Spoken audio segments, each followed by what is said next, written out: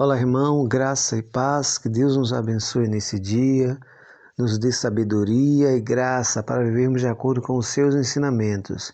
Abra sua Bíblia no Evangelho do Senhor Jesus Cristo, segundo narrou Lucas, capítulo 9. Nós leremos do versículo 49 ao 56. Lucas 9, do versículo 49 ao 56. Jesus nos ensina a tolerância. É o tema da nossa mensagem. Falou João e disse: Mestre, vimos certo homem que em teu nome expelia demônios e lhe proibimos, porque não segue conosco. Mas Jesus lhe disse: Não proibais, pois não é contra vós outros, é por vós.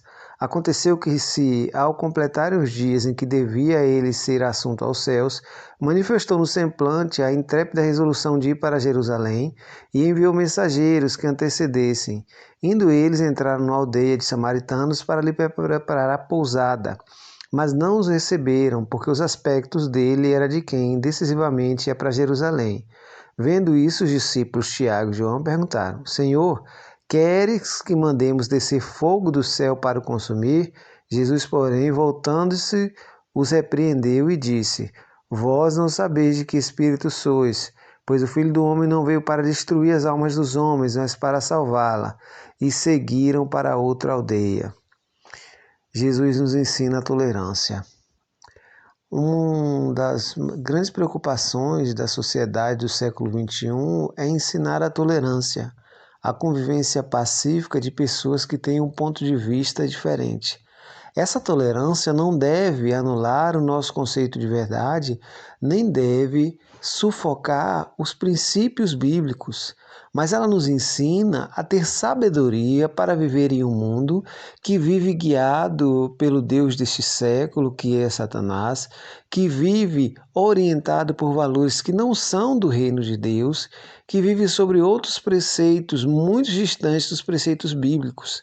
E nós precisamos ter sabedoria para conviver neste mundo, conviver com a rejeição, conviver com outros grupos que, apesar de professar a mesma fé, possuem práticas diferentes, comportamentos diferentes. Jesus começa nessa narrativa de Lucas censurando os discípulos porque eles haviam visto um homem que estava expulsando demônios no nome de Jesus, mas não seguia com os discípulos. E os discípulos proibiram. Jesus disse: não, quem não é contra nós é por nós. E quem com a gente não ajunta, espalha. A ideia do texto é que eles não deveriam proibir. Ou seja, se ele estava seguindo a Jesus, se ele estava expulsando demônios em nome de Jesus, que mal isso fazia?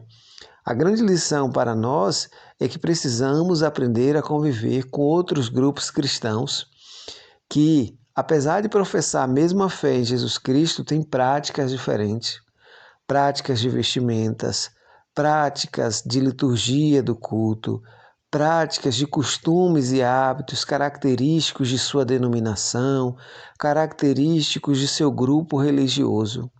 Nós temos muito preconceito e uma rivalidade tola entre as grandes denominações, entre igrejas muitas vezes do mesmo bairro que não se unem sequer para socorrer os necessitados. Passamos uns pelos outros como se fôssemos inimigos, como se não servíssemos ao mesmo Deus. Eu não estou me referindo aos hereges. Eu não estou me referindo àqueles que negam a divindade de Jesus, que negam a suficiência da salvação em Cristo Jesus, a suficiência das Escrituras. Eu estou me referindo a grupos que creem na salvação somente em Jesus, têm a Bíblia como única regra de fé e prática, e mesmo assim se degladiam, se afastando um do outro, gerando um péssimo testemunho para as igrejas. Pense quanto nós poderíamos fazer se fizéssemos juntos em termos de ação social, de assistência aos pobres, de socorro aos dependentes químicos. Quanto nós poderíamos fazer? Quanto protesto e quanto barulho poderíamos fazer na sociedade se nos uníssemos para defender a família cristã, os seus valores, se nos uníssemos para protestar contra a corrupção, contra a fome, contra a desigualdade social. Quanto barulho, quanta força política poderíamos ter, mas infelizmente nós estamos como os discípulos de Jesus, querendo proibir um ao outro de usar a palavra. No segundo momento, Jesus manda seus discípulos prepararem pousada para ele, indo para Jerusalém, porque ele sabia que o seu momento da cruz se aproximava. Passando pela aldeia dos samaritanos, os samaritanos não se falavam com os judeus, havia uma separação e um preconceito, uma hostilidade enorme entre eles, e eles não recebem aqueles discípulos de Jesus porque eles estavam vestidos de acordo com aqueles que iam a Jerusalém, né? Como um peregrino que ia a Jerusalém. Os samaritanos não permitem.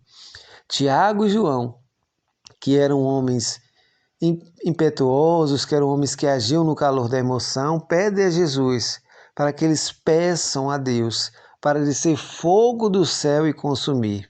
Jesus então responde: vocês não sabem de que espírito eu sou. Eu não vim destruir as almas, mas vim salvá-la. O cristão jamais pode compactuar com a violência contra grupos que não partilham da nossa fé. Jesus não veio destruir as almas, ele veio salvá-las. Nós não podemos reforçar os gritos dos intolerantes, os gritos daqueles que querem usar da violência contra qualquer pessoa. Nós temos grupos marginais em nossa sociedade, grupos frágeis que estão à mercê de todo tipo de violência. É comum no noticiário nós ouvirmos de que moradores de rua foram espancados, queimados vivos, mortos, simplesmente por serem moradores de rua. É comum nós ouvirmos que travestis são torturados, espancados, baleados, simplesmente porque não vivem de acordo com a cultura ou o padrão de alguém. Precisamos reconhecer nesses indivíduos a dignidade da pessoa humana, reconhecer a dignidade de uma criatura de Deus, porque eles também foram criados por Deus. Não podemos jamais admitir nem torcer para a destruição de ninguém. Não podemos torcer, nem ficar felizes porque 50 presidiários foram executados durante o motim. Isso é pagão, isso não é cristão. Deus não tem prazer na morte do ímpio, nos diz o livro de Ezequiel. Porque eu e você precisamos ter. Não podemos desejar nem se alegrar com a morte do outro, com o sofrimento do outro. Volta e meia nós nos deparamos com fatalidades, acidentes, tragédias, às vezes chuvas intensas, boate que desaba. E nesse momento diversas postagens e falas na internet trazem a ideia de que há quase uma felicidade porque aquilo aconteceu com grupos que não obedecem a Deus. Nós não podemos ter esse comportamento. Jesus deixa claro, ele não veio destruir, ele veio salvar. Não sejamos como João e Tiago, impetuosos, querendo a destruição daqueles que não nos aceitam. Nosso dever é orar pelos que nos perseguem, abençoar os nossos inimigos, porque se eles tiverem fome, nós precisamos dar de comer. Se tiverem sede, precisamos dar de beber. É assim que vamos mostrar ao mundo que somos diferentes, porque Jesus espera que seu exército vença o mal com o bem. Esse é o desejo de Deus. A esses que nos hostilizam, nós pagamos com amor, com boas obras, com cuidado, com misericórdia e com compaixão. É assim que o cristianismo vem vencendo há 2000 anos os seus opositores.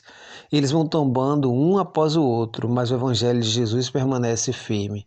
Portanto, nesse dia, lembre-se de que espírito Jesus é. Ele não veio destruir, ele veio salvar.